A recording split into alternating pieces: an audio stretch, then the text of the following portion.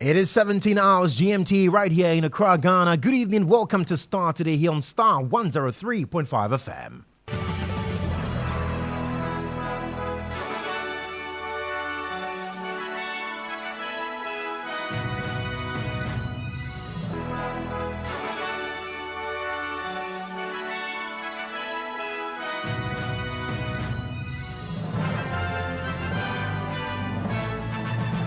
And coming up this evening, government eats the humble pie, withdraws controversial ally seeking to grant amnesty to MPs and other select groups to use sirens and drive without speed limits. Mr. Speaker, I write to move that the Road Traffic Amendment Regulation 2024, which was laid on the Friday, 14 June 2024, be withdrawn.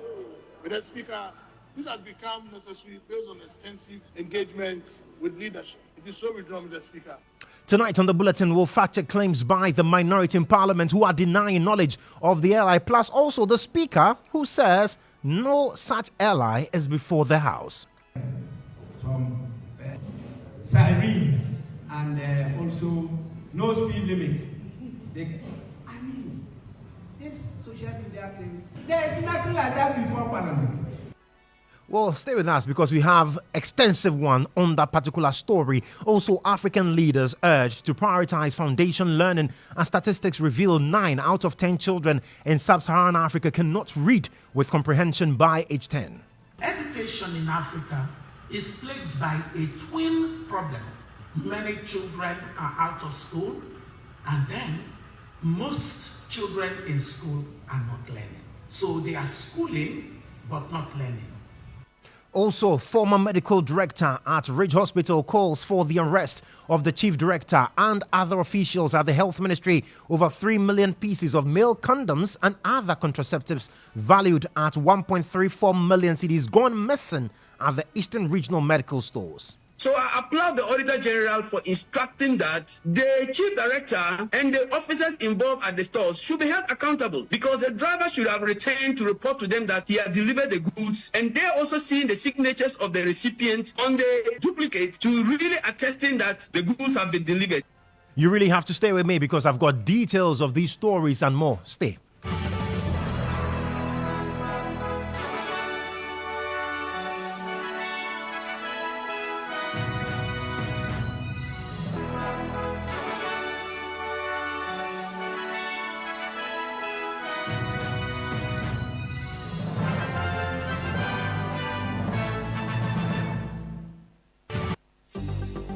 Starr News is coming to you live on Ultimate 106.9 FM in Kumasi, Empire 102.7 FM in Takrady, Cool 103.5 FM in Ho, Rage and Might FM in Tamale, Somali FM in Wa, My Star Radio in the USA. Also live on Facebook on Starr 103.5 FM and on starfm.com.gh around the world. This is Starr 103.5 FM.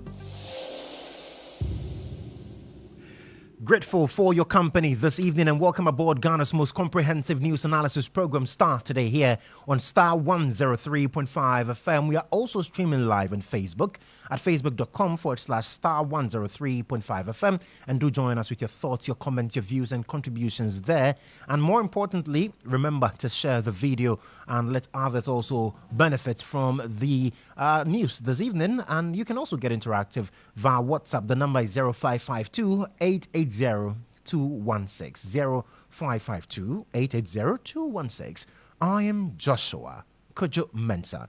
Let's get into the details of the stories this evening. And government has eaten the humble pie and withdrawn the controversial legislative instrument seeking to grant amnesty to MPs and other select groups, including justices of the Supreme Court and ministers, to use sirens and drive without speed limits. Now, the ally quoted a lot of public dissatisfaction with a cross-section of the public, including some civil society organizations, questioning the rationale behind a move as this. But some majority MPs defended the decision, noting that the new legislation will facilitate the work of MPs, among others. Andy Apiakubi is a member of the Subsidiary Legislation Committee and Member of Parliament for Asante Achim North. Listen to him. The Constitution itself says that let them come unimpeded. But in recent times, we see that the restriction is rather not coming from central government or government, but it's rather coming from situations on the road. So assuming we had members of parliament living in different parts of Accra, and the road situation is that bad that they cannot come to parliament to do the work that they are mandated to do constitutionally, and they still use that time in traffic. What will be the quantum of work he will do when he gets here? Already he's tired. Again, one will argue that leave home early. So you leave home early at 4 o'clock, come and stay here at 5, and come and wait till 10 o'clock when parliament will resume. And by that time, what amount of energy would you have to expend? And you finish here, and you still have to wait until 8 o'clock before you can go home. Look at the loss of time and loss of quality man hours. So if there is any justification in giving special access to any of the Article 71 office holders, then it presumes that all the members of Article 71 office holders ought to be given the same access, so that in the discharge of their duties, we can hold them and we can expect that the productivity will improve because they are not impeded on the road. We can check the abuses by implementing the law, targeting the rightful persons to enjoy the right. So that's Andy Apia Kubi, a member of the Subsidiary Legislation Committee, the committee that actually received this particular amendment to the LI from the Transport Ministry for passage. And he says that, well, what you and I have been doing, i.e. to wake up at dawn to beat the gridlock and get to the office on time, and also have to stay for the gridlock to reduce during rush hours when we're going home. It's going to impede the work of the MPs. They cannot do that because they've been mandated to do a certain kind of job by Parliament. They need to be there to do that job. And so they cannot be impeded by the gridlock that we find ourselves in here in Accra and in other places. And so he believes that the ally is in the right direction. That's what Andy is telling us. Well, a member of Parliament, or the member of Parliament rather, for Tolon, Habib Idrisu, he agrees with Andy Apia Kubi. He insists the new legislative instrument aligns with the rights and privileges that should be accorded MPs. I don't think it is out of place if other jurisdictions are able to do that in Africa. Right. Why can't we do it for 275? And it's me, I think it is a call in the right direction. Okay. So that members can be able to do their work effectively. Because if they're supposed to pass something and I am somewhere, and out of the fact I cannot use siren, then they pass it against the they will start to insult you. How many times, especially in this parliament, that we have been able to see that, oh, we are going to vote, this person is not there. And they say, okay, the person is not there because of what? He's locked up in traffic, he's locked up in here, another thing. In effect, you could see that if the constitution have given members of parliament some certain rights and some privileges under the constitution, I don't think it is out of place to say that the 275 out of over 30 million or 30 million Ghanaians should be allowed to use siren. It's not always the case. But is there no alternative? I mean, perhaps you can even write to the police service to provide you with a dispatch rider to lead. I mean, we see MPs, do that all the time. But you see, MPs, we make the laws. We make the sirens. We make the laws. You have seen several occasions that members of parliament are supposed to do something in parliament. They are coming, they've been arrested, they are sending them to court, they have been arrested here, they have been able to do that. Yeah, because they are not above the law. No, but right? I understand that part. But yes, that's why we are trying to say that. Why not? Okay, you see a police officer who is moving in a police van out of no emergency or something. He's using the siren and he's going. Is he more Ghanaian than the member of parliament who is making the law to them? Is he more Ghanaian than the member of parliament who is approving their budget for them? So you heard there, Habib Idrisu also providing some justification for why they need to use sirens and why, of course, they should be barred or should be exempted from speed limits on our roads. These limits were put there for a reason, but they believe that because of the exigencies of their work as members of parliament, as legislators, we should have some amnesty granted them. Well, the minority in parliament, they've also released a statement earlier today, basically urging the Minister of Transport to withdraw the LI. Let me read to you excerpts of that statement. And I'm reading this to you because of a bit of clarity that we now have on this particular issue and how it is panned out in Parliament. The fact that, well, we have some people saying that this is something that we don't know about, we did not agree to. We'll prove all of that to you shortly. Stay with me.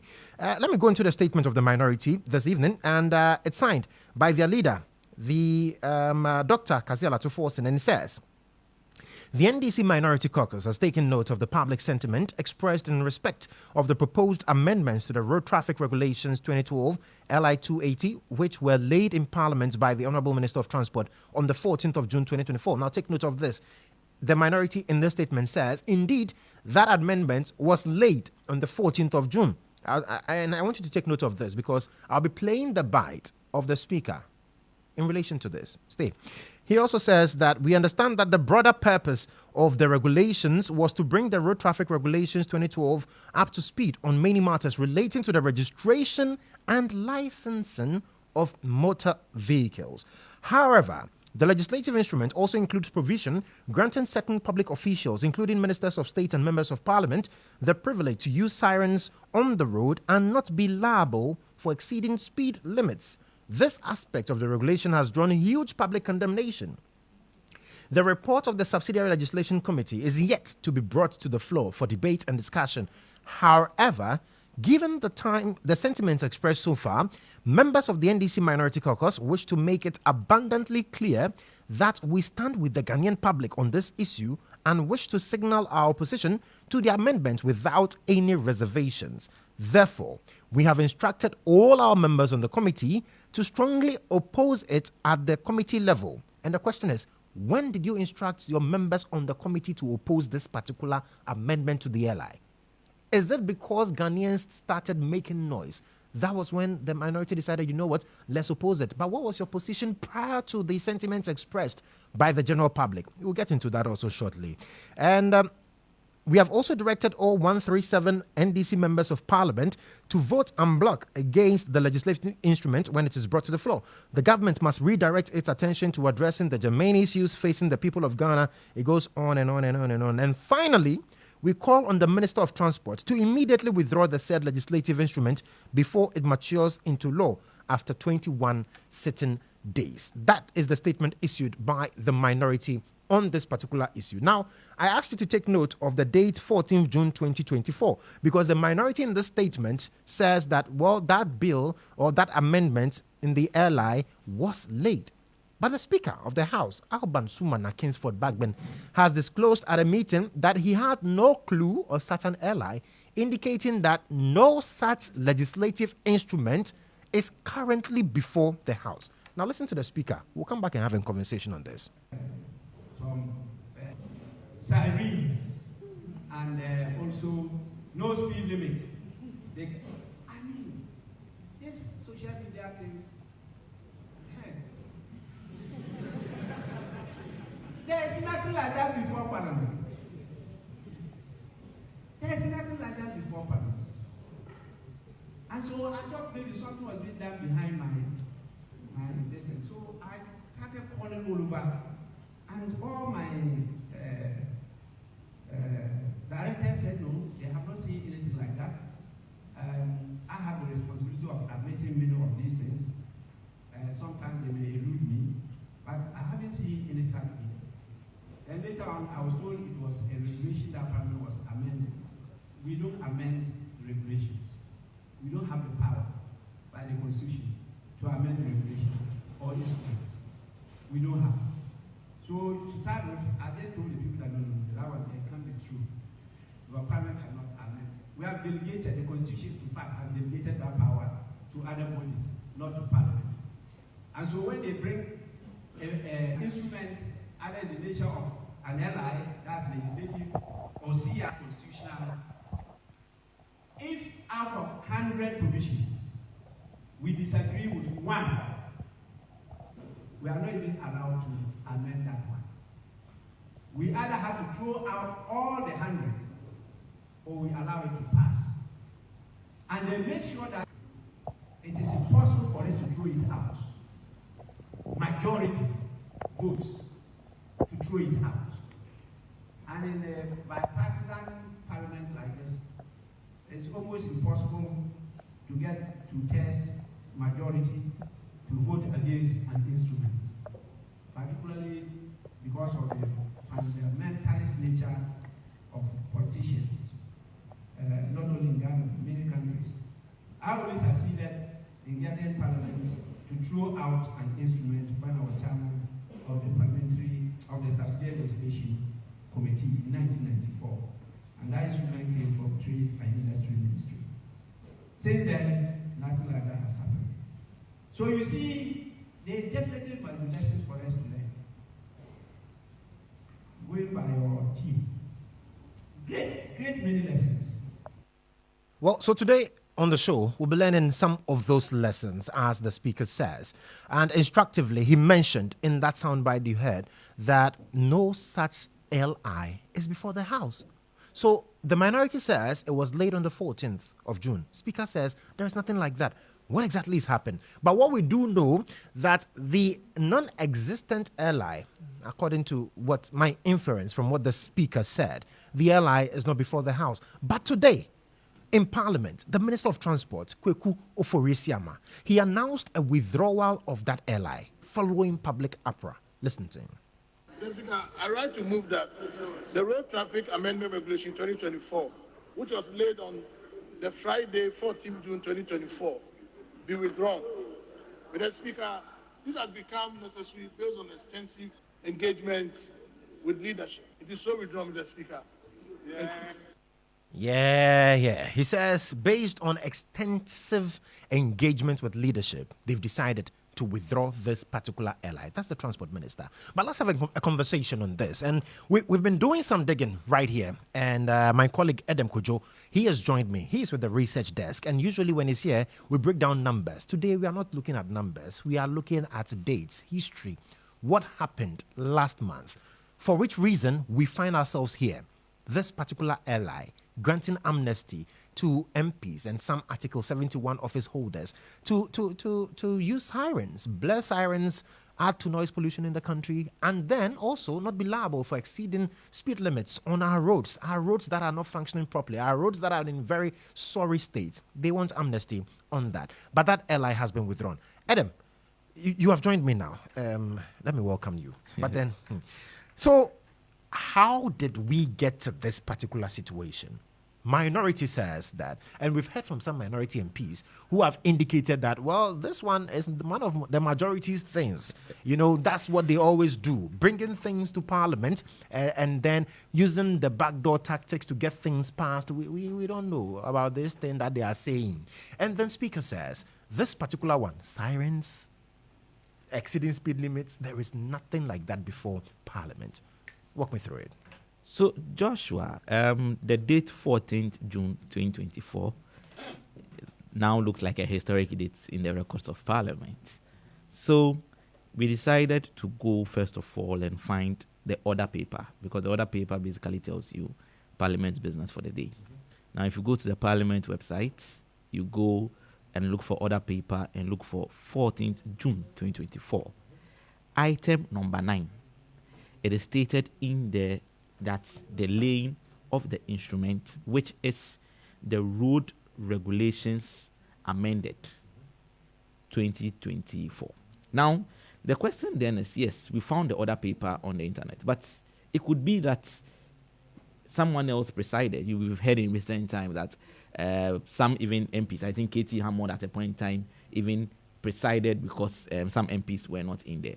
So Joshua, for the sake of records and clarity, I want you to play the sound of who presided and called for that item number on that day. Okay, so let's go to Parliament on the 14th of June, time in history, and listen, and let me know whose voice you will hear. Honorable Members, page item 9, presentation of instruments, Road Traffic Amendment Regulations 2024, Minister for Transport. Okay.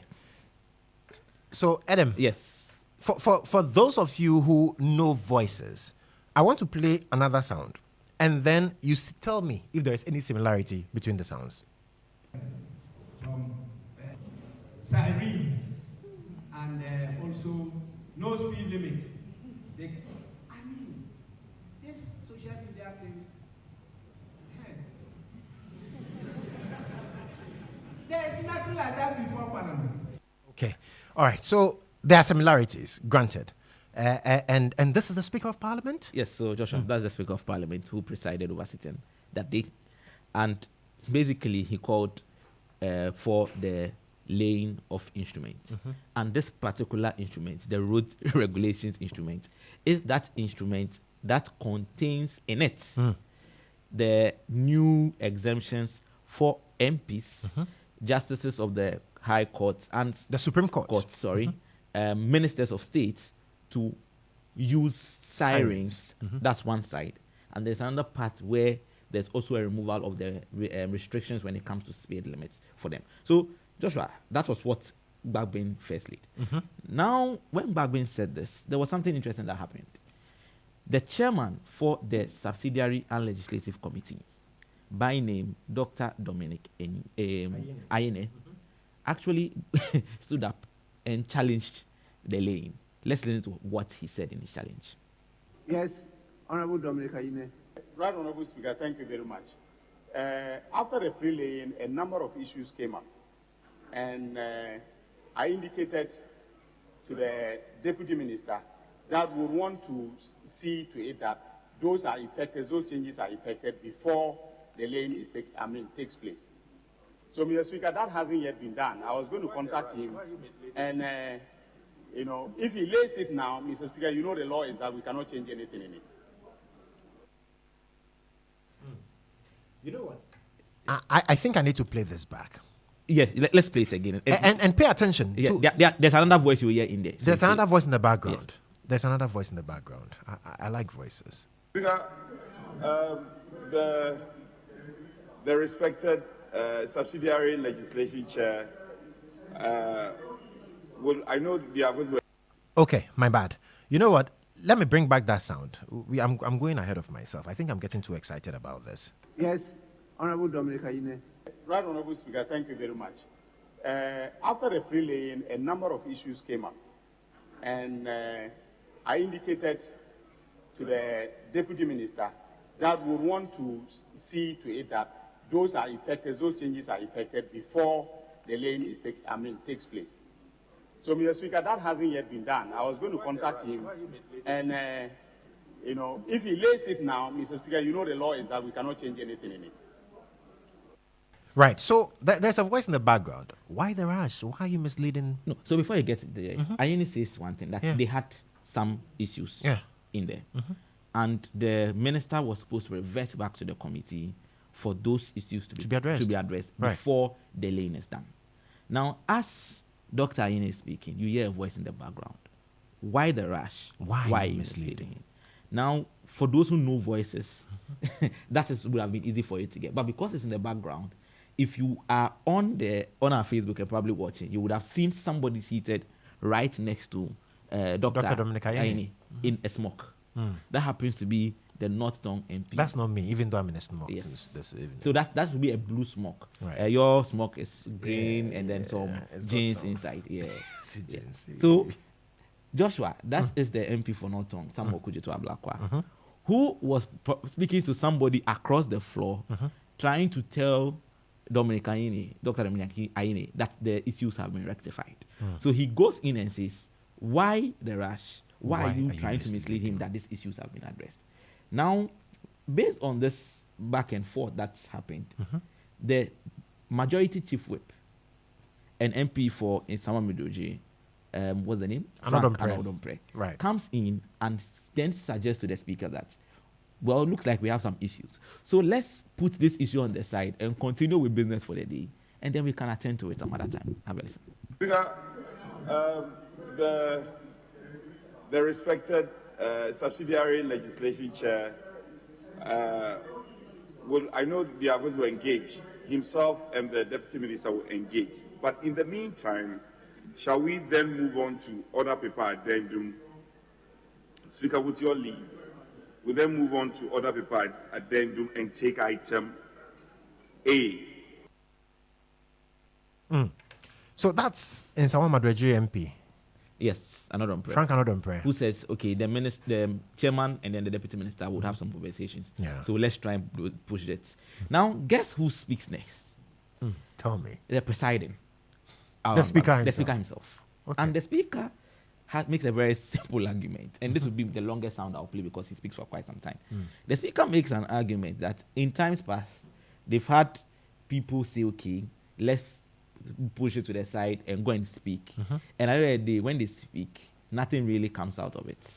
So they should lay the bill. In fact, the speaker now that proposed that the bill should be laid. And then if there are anything or disagreements and there's a consensus, the two groups who now have consensus will come and use the parliamentary processes to correct it. So let's listen to Speaker of Parliament, who insisted that the bill be laid. Honorable Majority Chief Whip, you are right legally that the business is not before the House, and therefore encouraging the chairman of the Subsidiary Legislation Committee to engage with the minister, you are right. But the experience has shown, and experience is the best teacher, that we have done some before and took it for granted that those consultations have yielded the desired results and have reported on some instruments earlier on and later on discovered that the concerns were not captured. That is where I want to emphasize that the committee led by the chairman in engaging the minister should make sure that there is some consensus on those issues and those are well captured. And then the House will then, by the constitutional provision, process them so that we are not caught unawares again when the public start raising issues on those matters. You all recall recently what happened with the fees and charges miscellaneous instruments. So that is why I just want to draw your attention to it. But we proceed now to allow him to lay it, and it now becomes part of our business. It's before the House, and the House can now consider it properly. It's usually very difficult to get the percentage that is required by the Constitution to annul an instrument. That's where we have the challenge. So the Minister for Roads, Minister for Transport is called upon to lay that instrument. So that's the speaker. Yes. Saying that we need to proceed with caution, basically, because we don't want to get to a state where the public will now raise concerns about portions of this one. And he touches on one that we argued about on this particular platform, talking about the fees and charges for miscellaneous, like he mentioned. When we had issues with renal patients and all of that, the charges going up, we spoke to the chair of the committee. I remember he decided to speak off record, but he mentioned that particularly this was not necessarily something that was dependent on them solely, for which reason he mentioned that they had not given Kolibuda clearance. Now, Speaker says we don't want a repetition of that scenario, so let us proceed with caution and address these concerns before we, the public, come into the matter. So how come... But he still ended and said that we should lay it. Interesting. And immediately he finished, so now that's where it gets more interesting. The minority chief whip, that's governs Kwame Abuja, also re-echoes the concerns about working with caution. But just as he was speaking, somebody whispered something to him, and then he changed and said something else. So let's listen, and then I'll come and then tell you how it ended. And I need you to listen to these sound bites very carefully, with rapt attention, because we don't want you to miss out on anything in terms of the sounds. Listen. Mr. Speaker, yes, you are very right. Normally, these things are referred to the Subsidiary Legislation Committee. But as you rightly said, by practice, we've noticed that sometimes when things, this is a road traffic amendment, but normally what you used to do is that you refer it rightly to the committee and encourage the committee to get at least the leadership of the Road and Transport Committee involved. Maybe this should become a template so that we are all on the same page. I'm just told by the chairman of the committee that the concerns they raised have been addressed, so we can lay. We just hope that it doesn't become another controversy that, we've laid it and public says who did it, we don't know about it. So, Mr. Speaker, once the chairman has confirmed that it's been addressed, we have no objection to it. We can lay it. So that's Gavin's Kwame Abuja. Yes. So he starts by siding with Speaker, and then somebody relays information to him that the issue has been settled. So the question then is, and up to now, we still, there's no mention of what the issue is. Exactly. Even in there. So Dominic Ayine comes in and says something, but he still doesn't mention what the issue is. Charlie, listen. Mr. Chairman. Right, Honorable Speaker, usually the procedure is that when the changes have been suggested by the committee and they are effected by the drafting division of the Attorney General's Department, then the minister writes to the committee, notifying the committee of the changes that have been made to the instrument, and that the instrument has been finalized for laying, and then we vet it. The leadership of the committee will vet it before we approve it for laying. The Honorable Minister defaulted in writing back to us, and that is how come that I wasn't aware that it has been affected. But he and his staff, they have shown me the provisions that so it can be laid. Thank you very much. Right, so that's the chairman of the committee. And mind you, the chairman of this committee is a member of the minority. Yes, in fact, it's the only committee in Parliament that has the minority as the chairman. As its chairman. And he is the same minority that says that, well, we have instructed all our members on the committee to vote en bloc against this thing. Yeah. When even our own is the chairman. Yes. And when they, after the laying, even though initially the laying was almost scaffolded, the same chairman comes in and says, well, issues have been infected. The challenges they had. So the question is, what were the challenges they had with the airline? Yeah. The amendment to the airline, what were the challenges they had that needed to be addressed? And they said that they had received information that those concerns had been addressed. Yeah. What exactly were those challenges? Yeah. So, Joshua, at the end of all this, it became clear that everyone was on the same page. But one other person was not on the same page. And that's a new one. Murtala Mohammed. Now, if you remember, and it looks like that's the new trajectory he's decided to take nowadays. Right. Yesterday, Parliament sitting was basically scattered. Why? The numbers. Yes, and who raised the concern? The concern of quorum. Quorum, yeah. Yes, that was Honorable Murtala Mohammed. Yeah, so it also on that day, Murtala Mohammed, just where it was about to be laid, tried to also scaffold the process through the concern that Parliament didn't have a quorum. Well, Speaker made a ruling on it, and then I will tell you how this ended that day. Thank you, Mr. Speaker. I rise on Order 64. Order what? 64. That we do not have the. Okay, we take note of it. We do not have the. I've taken note of it. I know the contents, and I know the procedure. I wish you direct the bell is rung. But that's what the standing orders say. And I'm happy you have taken note. So if you could ask them to ring the bell. So yes, the writing will be done. Yes, Speaker. Don't detail it for me. I know it. Okay. So, Mr. Speaker, it's 1 minute. You have my word. 1 minute past 2. Yes. So please, can you present the instrument? Table office, can you do the writing? Let the bell be rung for 10 minutes. Road Traffic Amendment Regulations 2024. Honorable members, the Road Traffic Amendment Regulation 2024 is accordingly laid and referred to the Subsidiary Legislation Committee for consideration and report to the House. The Committee on Transport could support the Committee of Subsidiary Legislation with whatever material they have in order to enrich the report that will be submitted to the House. So that was the Speaker on the 14th of June, yes, 2024. At the end of item number 9 on the order paper. On the order paper. And I'll come back to you. But interestingly, on the 16th of July, 1 month, 2 days later, this is the Speaker again. Some sirens and also no speed limit I mean, this social media thing,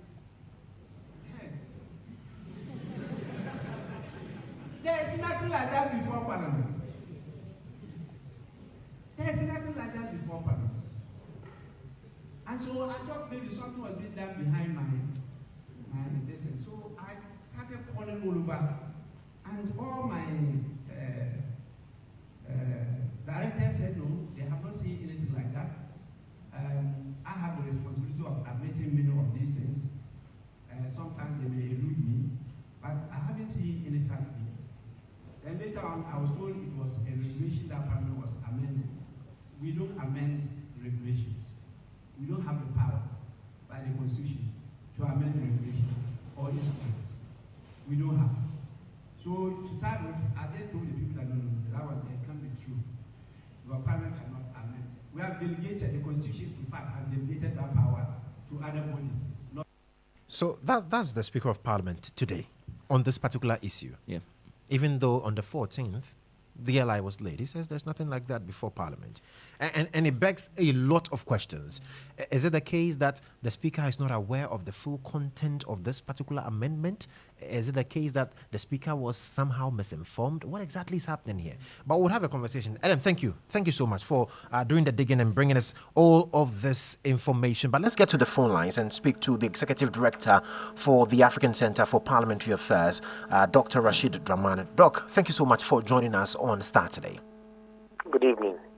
So, Doc, does it come as a surprise? Because we know on the 14th, this particular LI was laid. Today, Speaker says no such thing is before the House. Exactly, is it even possible? Well, that's not possible. I mean, if it is before the House, it's before the House. If he didn't preside, maybe his deputies did, but I think it's again that he presided. Maybe the LI might be what is in contention. And in this case, we have established that on the 14th of June, indeed, the Speaker presided. In fact, after some level of debate, he directed that the LI be laid. And now we want to even look at the quality of work that is done on these LIs. Could it be the case that the MPs or the House was not privy to the full dictates of the LI, for which reason we have arrived where we are now, with the minority even saying that they instructed all their members to vote against it now? Well, I guess, it goes back to the age-old challenge that we have in our parliament in terms of, having the right units that scrutinize most of these things before they get into the hands of MPs. Previously, we didn't have a legislative drafting unit, but now we do have a legislative drafting unit. How much capacity that unit has, I don't know, but I am just hoping that the role of that unit is to make sure that these things are sanitized and that, quality that comes before the House is always a very high standard. So the issue of support to MPs in the lawmaking process, as well as other kind of functions like the oversight function, where we've been calling for the establishment of a parliamentary budget office and other kind of scrutiny units, I think comes to mind with this controversy. And talking about this particular controversy, we are told that the Minister for Transport today withdrew the LI. Does that end matters on this particular issue? Well, I hope it does, because for me, I think this is not well thought of. It's not a sensible kind of legislation at the time when, first of all, honorable members, day in, day out, you show your cameras in the House, they are absent. At a time when we have a lot of road accidents on our roads, our compatriots are losing their lives. And when you add this, no speed limits, people can use sirens, anybody can pretend to be an MP. I live on the Spintex every single day. Anybody who has a four-wheel drive pretends to be an important person. He's going to an important function. I was thinking rather than maybe increase the number of those who can drive with sirens and all those things. We were going to go back to the issue a few years ago where I think the government said only those who are authorized, and I believe that is the president, vice president, and the speaker. That's what happens in civilized societies. So I was thinking, rather than go to a situation where we are trying to expand that reach, we would rather be looking at how we can enforce the current rules, to curb this madness on our road. But the justification from the MPs. We heard from Andy Apiakubi. He mentioned that they also need this because of the exigencies of their work, very important, and they cannot spend productive hours in gridlocks that would hamper the work that they do in Parliament. That's very much unfair. They should go and cure the problems that we face in society and make sure that the problems that everybody faces, if they endure what everybody endures, that will force them to think through and come up with mechanisms that will solve madness on our road, that will solve all the traffic. Look, if we reduce all the corruption in our country, we can, like Rwanda, create alternative routes that would allow this madness to stop. We can provide public transport. You go to many countries, they have been able to deal with corruption. Resources are, channeled to, providing public services, including public transport. Then everybody at least can benefit from these services. If they don't endure what we are all enduring, how do they understand the problems that we face and how do they come up with solutions? Now, earlier, you talked about the support for MPs in the discharge of their duties to be able to ensure that they have proper appreciation of these things that are brought before them, and also some oversight mechanisms and all that. Well, what is the current state we have with issues of this nature? And then, in terms of introducing what you are proposing, how far are we gone with that? Look, I just came out of a program today with Parliament, and we were discussing not the drafting unit, but we were discussing, for instance, the fate of scrutiny, financial scrutiny in our country. For a very long time, we've been working with Parliament to try and establish what is called a parliamentary budget office, which is supposed to be a unit filled with experts who provide support to members, committees, on matters that come before the House, budget, international agreements, and all those things. That has taken more than 20 years. Countries like Kenya and other places have come to interact with our MPs, pick ideas, gone back and established these things, which have now become prominent features in their parliament. Today we were lamenting that at a program organized by Parliament. Up to this day, we don't have a parliamentary budget office. I have been involved in drafting, in putting this idea together. Many other CSOs have been involved in this. We don't have that. Looks like our priorities are misplaced. The lawmaking process, because we have private members use these days, there's a lot of, work for Parliament. So the drafting unit has been established. As to its capacity and so on, I don't know. And so these are all matters of priority and importance to our Parliament. And there's a school of thought that suggests that, Parliament has not been entirely truthful with Ghanaians on this particular ally, and only sought to wash its hands off the amendment once it got blown up in the public domain. What should be the way forward? Now, they should take responsibility. It's a non-starter. They should just take it off and give us peace at the time when the country doesn't need all this noise. Very well. Doc, thank you. Thank you so much for your time this evening. That's Dr. Rashid Draman. He is the Executive Director of the African Center for Parliamentary Affairs. This started here on Starr 103.5 FM. We'll be right back after this break. Stay with us. Starr Today. First, fast, and credible. So, founder of Human Capital Africa and a former Minister of Education for Nigeria, Obiageli Ezekwesili, is challenging African leaders to prioritize foundational learning, as World Bank report reveals only 1 out of 10 children in sub-Saharan Africa can read with comprehension by age 10.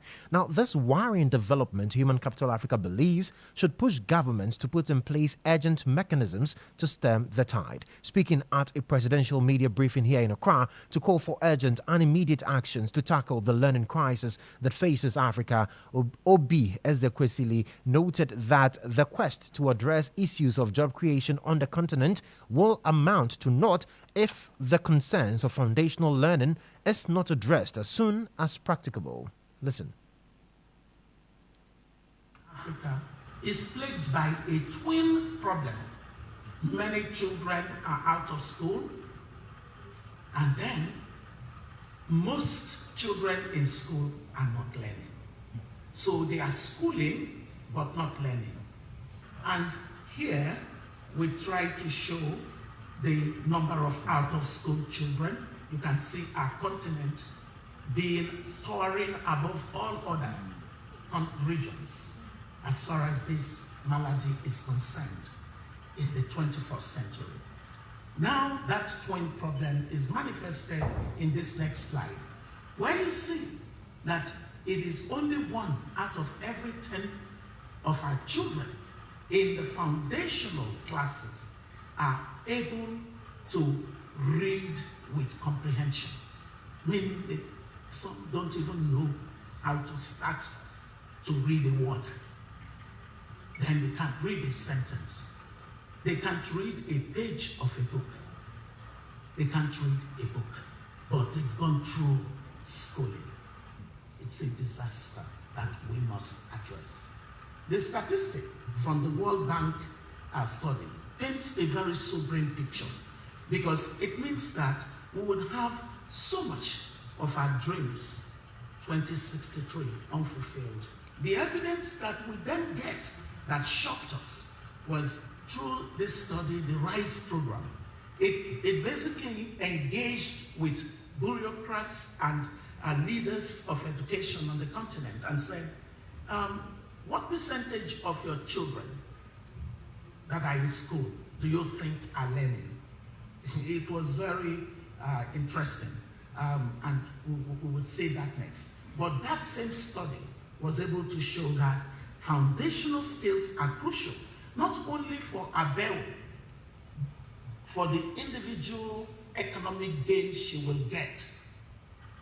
It is important for success of later educational interventions, including technical and vocational. Because there was a tendency on our continent to say, oh, a child went to school and cannot read, does not know basic math, put them in technical and vocational. It's a wrong prescription. There is no way a child who has not acquired minimum proficiency level in reading, in writing, in basic math can be a good carpenter. They can make, because a carpenter needs to know measurement. The plumber needs to know measurement. The child who is going to be an electrician needs to be able to read a manual for anything electrical. So foundational learning is crippling even the good objectives of saying technical and vocational studies will be important on our continent. Now, we have an agenda on our continent. It is jobs, jobs, and more jobs. That's what should keep all our leaders awake. Because when you see the population of the young, what we see in data is that annually we are releasing some 12 million young people out of the school system across. They enter the labor market. And guess what is available? Only 10% of them will find what ILO calls decent jobs. So 90% Ladies and gentlemen, this RISE study then asked our managers of education, what is it that you think is going on? What percentage of your children do you think are learning? So that's former Minister for Education for Nigeria, Obi Ezekwesili. On his part, President Nana Addo Dankwa Akufo-Addo intimated that investing in human capital is the surest way to development, hence his commitment to investing heavily in the free senior high school policy. We need also to establish the accountability mechanisms that would enable all of us in a peer review manner to track what is going on in our respective countries and what needs to be done. And lastly, which especially in the immediate short term, could be the most critical requirement, the personal commitment, the advocacy of the leaders of the continent. If we put these four things together, then we are seeing the beginning of trying to tackle this extremely important matter.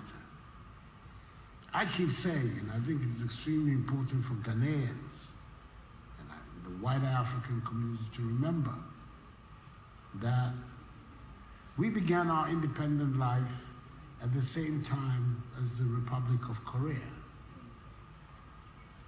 Because Korea and Ghana became independent within weeks of each other, one in Southeast Asia and the other in West Africa, Ghana and Korea.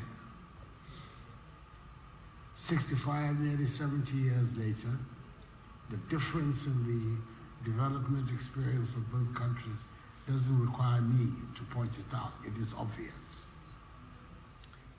I think there's one thing that we have not understood, which we need to understand here in Ghana, is that the commitment that was made there about investment in the development of their human capital was extraordinary, and they have reaped the rewards of it. We need to make the same commitment here. Unfortunately, you have political leaders who make statements like, if I have 2 billion CDs, I'll not spend it on free education. It's unfortunate that we have leadership of that sort here in Ghana. But the key for us is to recognize that unless we make the investment, and when you're making investment, it means you're having to make choices between several options. We have to recognize that some things within our limited resources we may not be able to address at the same time as the investment that we're making in education. Education represents the biggest segment of our national budget and has been so since I came to office 7.5 years ago. And God willing, it will continue to be the pattern in our country. We need to recognize that investment, the investment in the development of our human capital, is the surest way of reaping the dividends of substantial and significant progress. So you heard President Nana Addo Dankwa Akufo-Addo, now former President of Nigeria, Olusegun Obasanjo, lauded the free senior high school vision of President Akufo-Addo in contributing to bridging the educational gap. He noted that education is a matter of security and should be given the necessary attention. Attention to when you came into government was education. Free up to secondary school level, I believe. You said it and you did it. I know how much that has cost, and of course you have mentioned it here. The statistics showed it, and Obi said education is for development, and without education there's no development. It's an issue of development. Mr. President, I saw it as more than that. For me, education is a matter of life and death. Because if you do not have it, you cannot develop your innate ability. And therefore, you are not what God has created you to be. The other point is that, with all due respect, Mr. President, you emphasized decade of education. I emphasize life of education. Education is from the cradle to the grave. And it's not a one-year issue. It's not a 10-year issue. It's a life issue.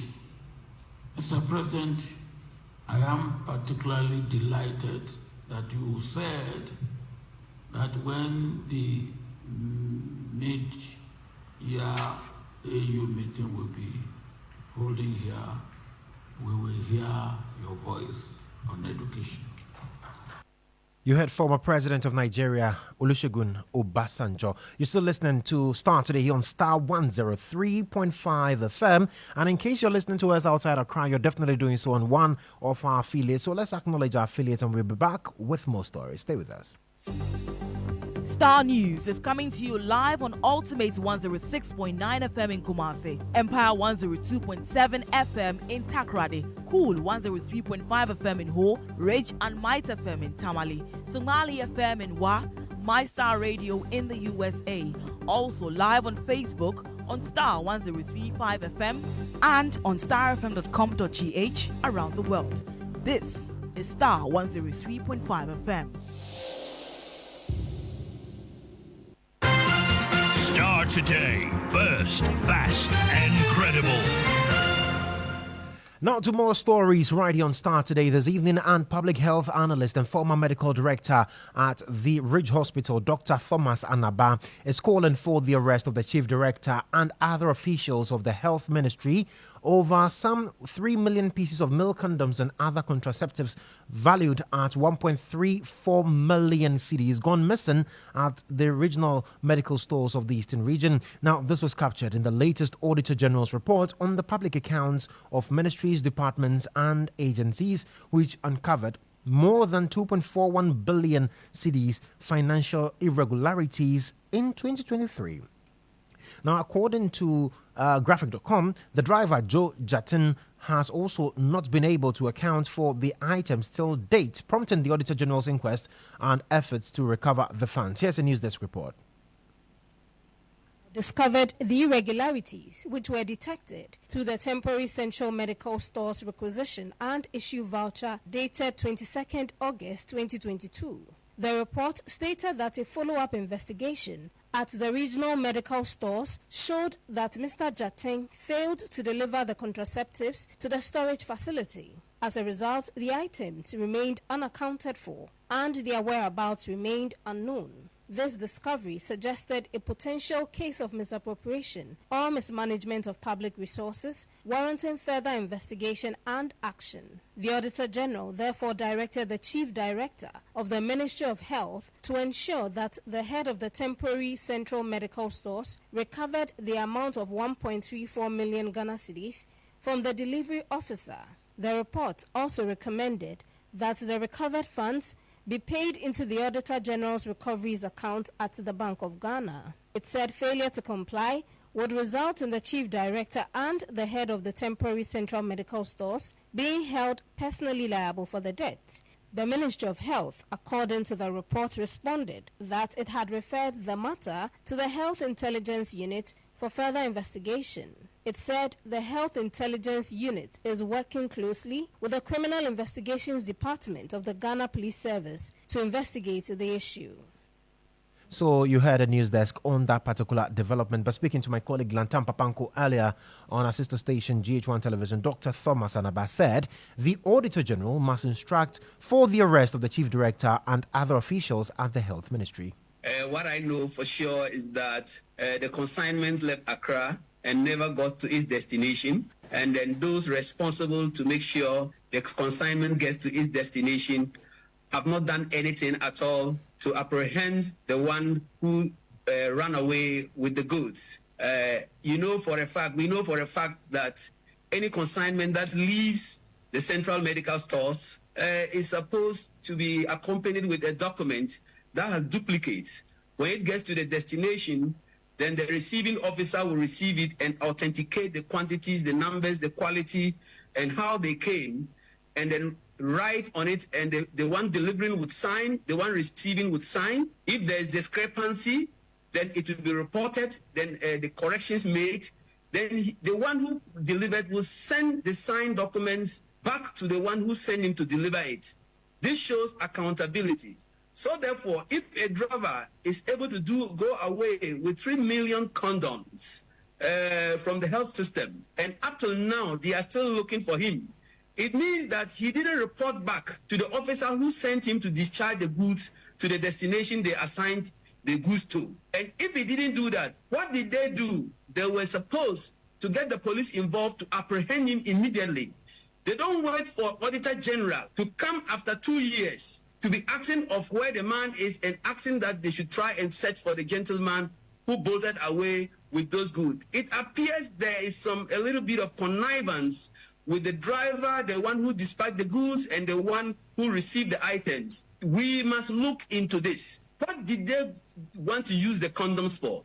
The condoms are meant to protect people to have healthy sexual lifestyle. This is a government that has refused to sign a bill that would prevent homosexuality in Ghana. And they are not keen in even making sure that condoms to prevent disease spread to homosexuals is being distributed adequately to prevent it. I see it to be a shock to me that the whole health sector can allow 3 million condoms to get missing and nothing is happening to the person. So I applaud the Auditor General for instructing that the Chief Director and the officers involved at the stores should be held accountable, because the driver should have returned to report to them that he had delivered the goods, and they're also seeing the signatures of the recipient on the duplicate to really attesting that the goods have been delivered. If they have not done their checks and to verify that the man has really delivered the goods, then it behoves on them to be held responsible for engaging a deliverer, a courier service, or a gentleman who is not credible in delivering health goods.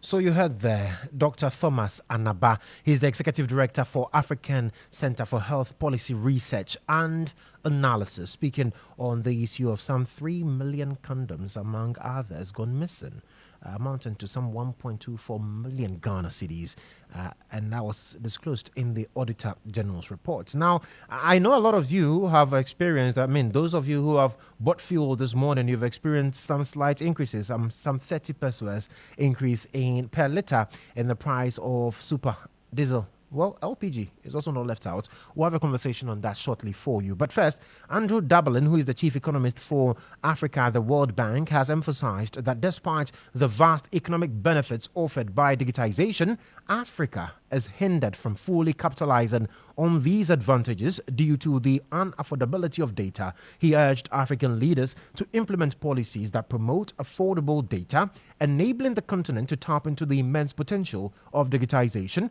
which remains largely unexplored. Dublin made these remarks during the launch of the 2023 Country Policy and Institutional Assessment Report by the World Bank on Sub-Saharan Africa, which took place in Accra early today. So the cost of using digital technologies is high in Africa, and a lot of that has a lot to do with, regulation, and so not freeing up the market. So the cost of data is substantially higher in Africa than the rest of the world.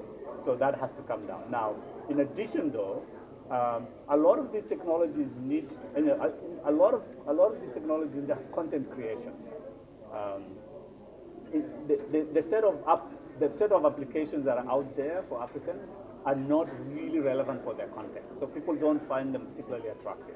So apps need to have content that is very attractive to African users and consumers.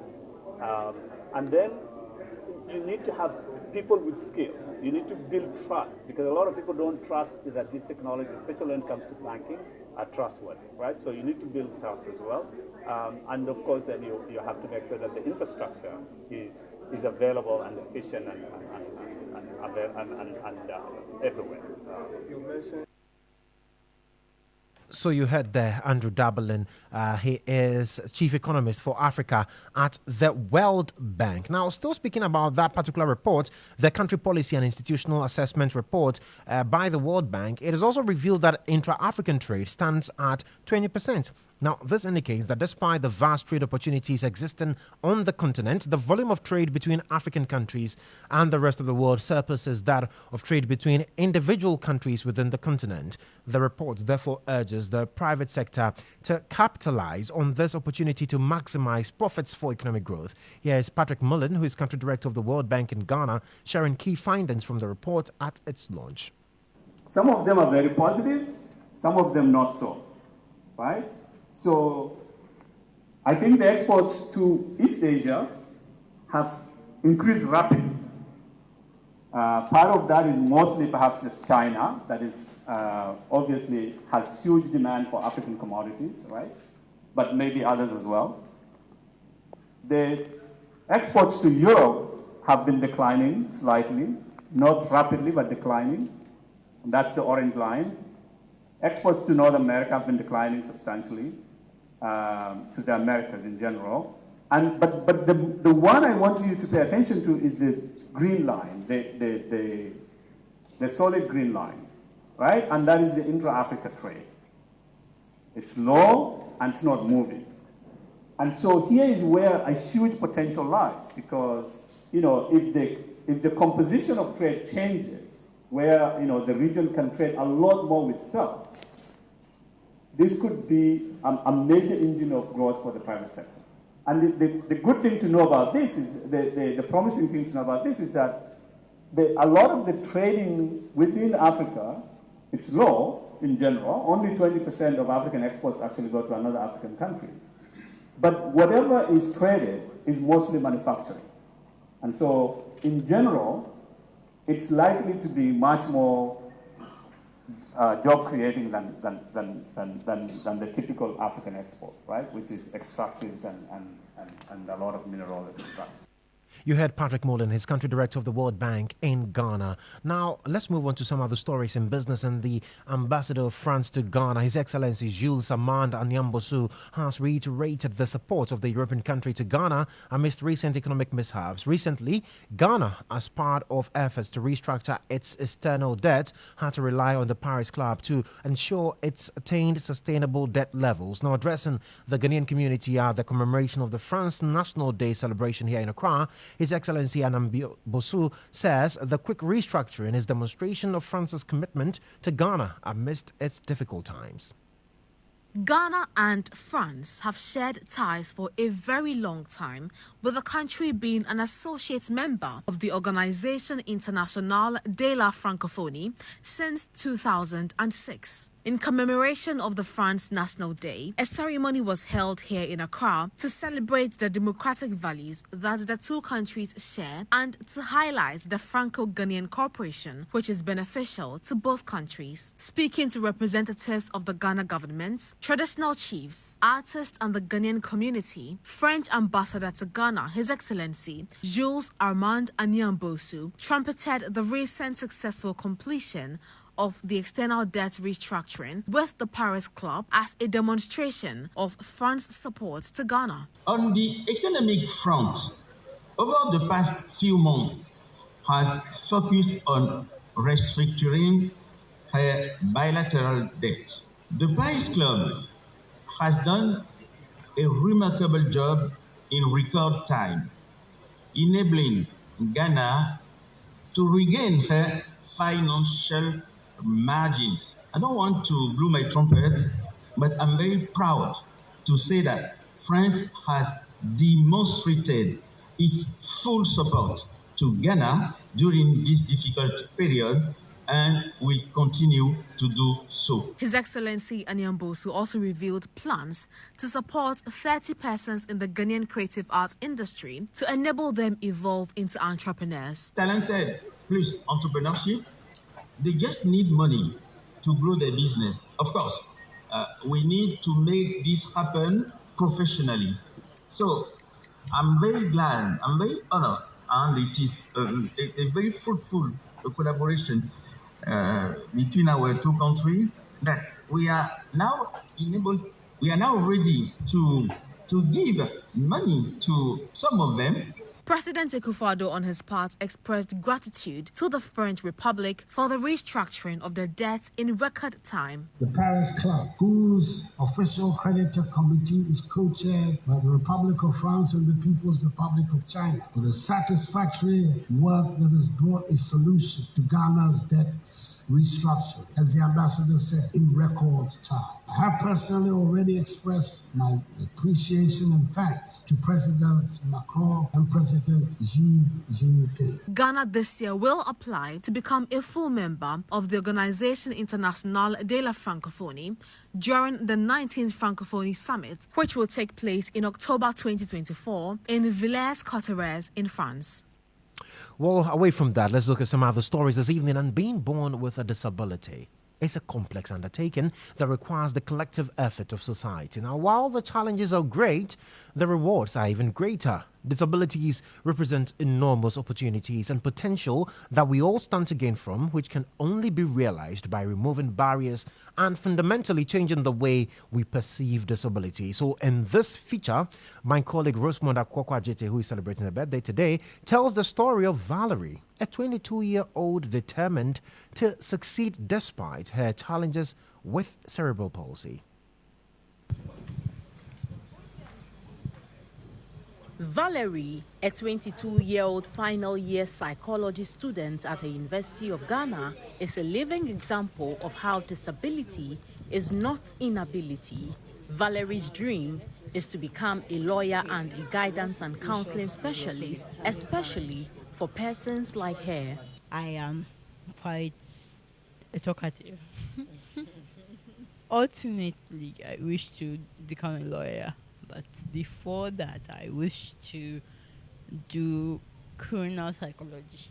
I find it fascinating, and also I want to help people, so I want to also become a guidance counselor one day. Her condition was discovered when she was in junior high school. Doctors at the time assured her parents that she was fine, but they later discovered significant delays in her development. Almost 2 years, then she turned and she started doing some things. So they told us that she would walk. Because all the assessment, it was positive. Like she would walk. So, but we were not patient. I wasn't patient. I should say, I wasn't patient because all her mates were walking and talking. It delayed. For me, I closed my eyes because this is a miracle. Like she just got up and walked. And very intelligent girl she was. And she's still very intelligent. She will do most of her work by memory until JHS. Then we realized that she has to write BC. So we went to Ghana Education Service Assessment Center at Achimota. So she was assessed. It was there that the psychologists and the team of medical experts concluded that she had cerebral palsy. But hers is not severe, but it's mild. We got involved so much because we're not interested in the mechanical output from school. We're interested in the mental development. So we're like, fine. So if that's the case, why do we have to worry our head and disturb her? Her disability has created a feeling of being marginalized by her peers and society. I am free, I am fine, I am very confident. But with some other people, I feel a little bit like I have to hold back some things, and I shouldn't say certain things. I shouldn't really think around them because sometimes what they say might not be really what they want to say and those kind of things. So when I'm with some people, I don't really like to think too much because it will just give you a headache. Despite being disheartened, not growing as her peers, she remains inspired and motivated. Sometimes the actions of some people, you don't know that it's very hurting. So sometimes I feel sad, sometimes too. It's just a part of a woman, hormones and stuff. So generally, people trigger certain things unknowingly through them. I don't know if some of them know and they just pretend not to know, but unknowingly, most of the time, some people trigger certain things for me. So there's this thing I keep saying to myself, happy yourself, because no one can happy you, right? So I started that motto, I would just get some drink, like cook some food, sit on the floor, eat, and enjoy myself with some good music and, dance around, sing around. Yeah, so that at least the stress of other people wouldn't get to me like that. Valerie dreams of having an NGO to inspire children who have cerebral palsy and their parents, as it is not an easy journey. The Ability Community International is a vision I have to help ladies with cerebral palsy like myself. Some of them are Western, most of them are Western. Mine is the best case scenario of cerebral palsy. And so I want to be able to help them. I also want to be able to help parents with cerebral palsy or parents of children with cerebral palsy, because the trauma of having to have a child with cerebral palsy is real. Her roommates and colleagues, who also face challenges, told GH1 News that they draw inspiration from Valerie. According to them, they admire her confidence, something they lack. She loves, even though she is in that situation, she doesn't care about other people will say about her, because people talk about me like bring me down, and I feel myself to be non-part of those people. So since she is happy, why don't I also become like her? Yeah. She's really outspoken. Like, she had the confidence to maybe she can just stand in front of, like, I'm actually afraid of crowds, so she can just stand in front of crowd and then speak. Like, she actually gives spoken words at church, and then she's not even like concerned that she's having a deformity, so she should hide, but she's confident. Like, she's very bold, and she actually marvels me a lot, because most of her colleagues hide, but she... The head of the research unit at the Center for Disability Studies and Advocacy, Irene Owusu-Ateido, says despite Valerie's challenges, her confidence enables her to venture into places that her colleagues cannot. Disability is not inability, and that is what Valerie is living. So she does not allow her disability to limit her in any way. Academics, she's doing well. Socially, she's doing well. You know, some of our students are, for the fear of stigmatization, some of them don't have the self-confidence to be able to walk with their chest out and do things as is expected of them. I think Valerie should be able to read law, if that is where her ambitions, because we have deaf people who have read law, and Juventus currently is at Mokola. He finished here and is there. He is totally deaf, relying on sign language. So we go to lecture with him, write notes for him, and then there's an interpreter who interprets. So if he has been able to do it, why not Valerie? Because she can speak and she can read, and her intelligence is okay. So I think she can. If only she's determined to do it, she can. And this office will give her the necessary support.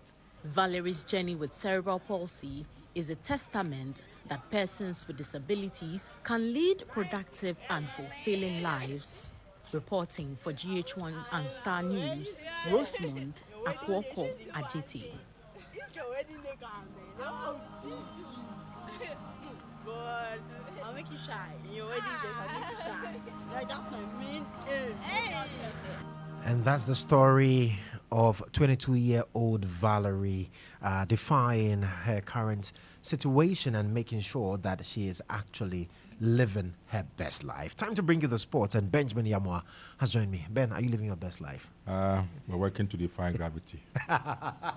So defying gravity, that's what we are trying to do. That's what you're trying to do, definitely. All right, so what's happening in sports this evening? In sports, now President for the Ghana Athletics, Bawa Fuseni, has revealed his outfit is not in position to determine bonuses and per diem that should be paid to athletes who would participate in the upcoming Paris Olympic Games to be held in Paris, France this year. Speaking on the game here on Starr FM, Bao Husseini emphasized it is the sole responsibility of the Ghana Olympic Committee and the Ministry of Youth and Sport to decide on the amount we pay to athletes as bonuses and per diems at the Olympics. I have not had any discussion either with the ministry or with the GOC in terms of bonuses. Okay. And it is just outside my remit. Okay. It's not within your power. No, it's not within my power to determine bonuses for Olympic Games. Okay. It is solely the responsibility or the authority on the GOC recommending the figures and amounts to the ministry. Okay. And the ministry would then approve. Okay. And if athletes wins, the ministry that will pay. Yeah. So it is not within that legislation to determine the bonuses. So it is just outside our authority. Sure. Okay. They asked me about per diems. And what I told them was that the per diem issue, we discussed the per diem issues with the CDM. Okay. And he guaranteed that chief the mission or head of mission. Head of mission of the Olympic Games. Chef of mission. Then he promised that the ministry, they've already agreed on the per diem right from the pre-game campaign to the Olympic Game itself. These are two different budgets. Yeah. The pre-game budget is different from the Olympic Game budget. And he confirmed that they have already finished the per diem and everything allowances with the athlete officials right from the pre-games to the Olympic Games. That's what I said. But the story, I have grown legs and I've grown tails, and the people are turning it to the Olympic Games and Olympic bonuses. This story has nothing to do with the Olympic team. It has nothing to do with the athletes. The athletes never complain about anything Olympics. So far as me, I'm aware, the athletes are comfortable, they are training, and they will deliver. Meanwhile, Bao Husseini was quick to admit that per diems owed athletes from the African Championship is indeed true, and of course, the ministry is working around the clock to ensure they pay these monies to the athletes. There are still outstanding per diem, not bonuses. People should make the differences. The difference between bonuses and per diems. What is outstanding is per diem, not bonuses. There's no issue with bonuses. I granted an interview with Happy FM. They asked me about bonuses for Olympic. That was the second story. But the first story, what the graphic carried, was because the graphic reporter was with the team in Douala for the African Championship. So she had a very extensive discussion with the athlete. So he reported based on her interaction with the athlete. The athlete consents that what she published yesterday. And she asked me about the per diems. And the athlete also confronted her with that per diems. So I could not have lied. Because if I have said per diem were given, the athlete they will ask me, then where is our per diem? But I know ministry is working on it. So what I told them, the ministry is working on the per diem. At the time, if the ministry releases it, you get your per diem. But I know once the minister promised that the per diems will be paid, it will be paid. But I cannot give you the exact time that it will be paid. But it will be paid.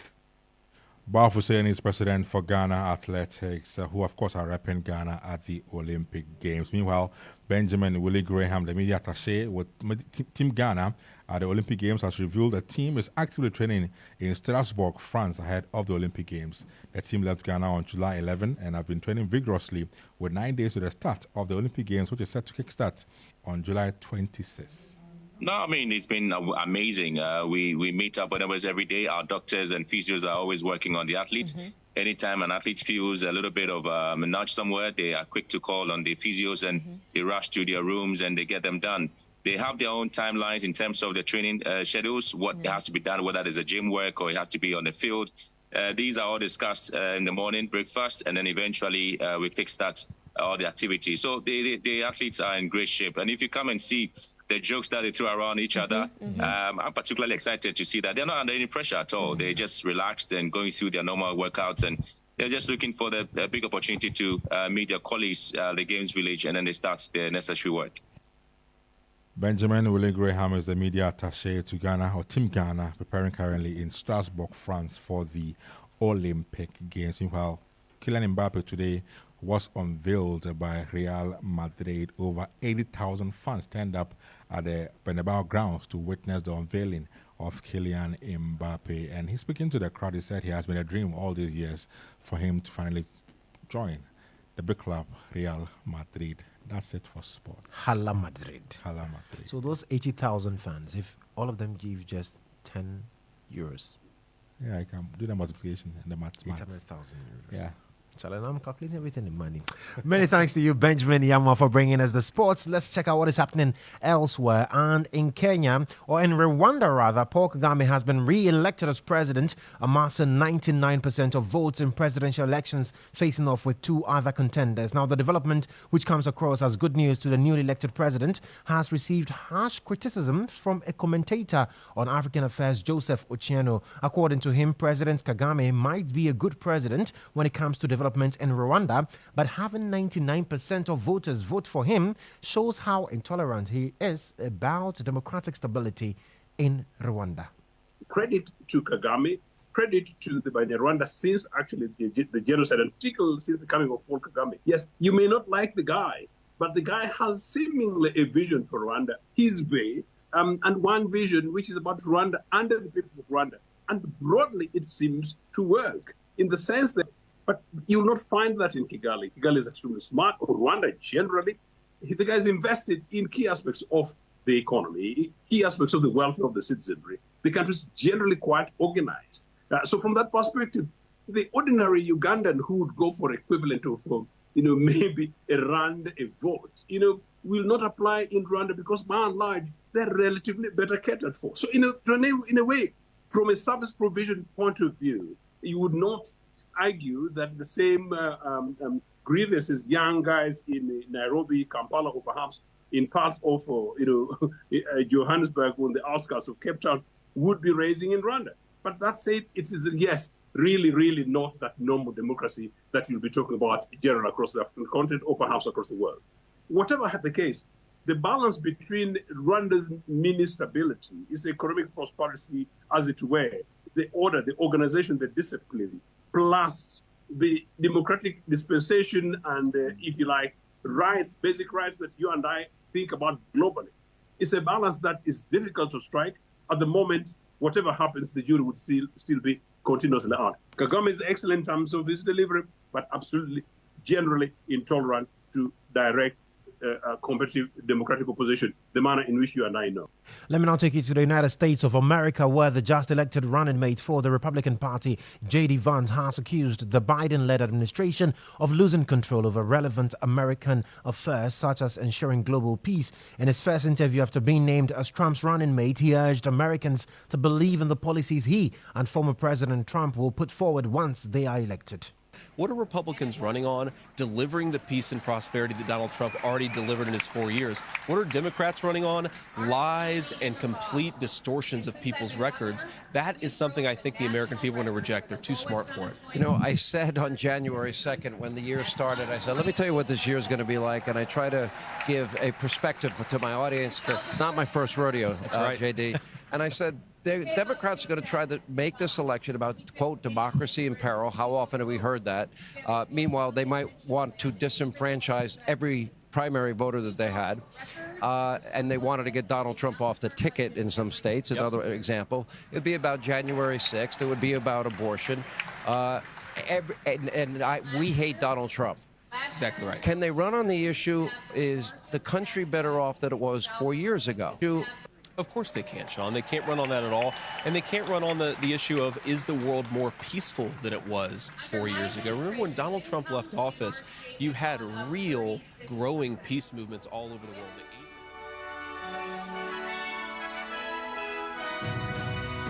And that's how we draw the curtains on Starr today here on Starr 103.5 FM. There's more news for you at starfm.com.gh. I am Joshua Kodjo Mensah, and it's been a pleasure being with you from 5 p.m. till now. Let's do the same tomorrow right here on Simply the Best, Starr 103.5 FM. In the meantime, you can just log on to starfm.com.gh for the latest news updates. Now, many thanks to Emmanuel Donko for ensuring that we were live on Facebook. All the Keche you saw on Facebook, Emmanuel Donko, the man behind that. And great shouts to the Komlat Dumo newsroom for also ensuring production was kept tight and easy for your consumption. Do have a wonderful evening.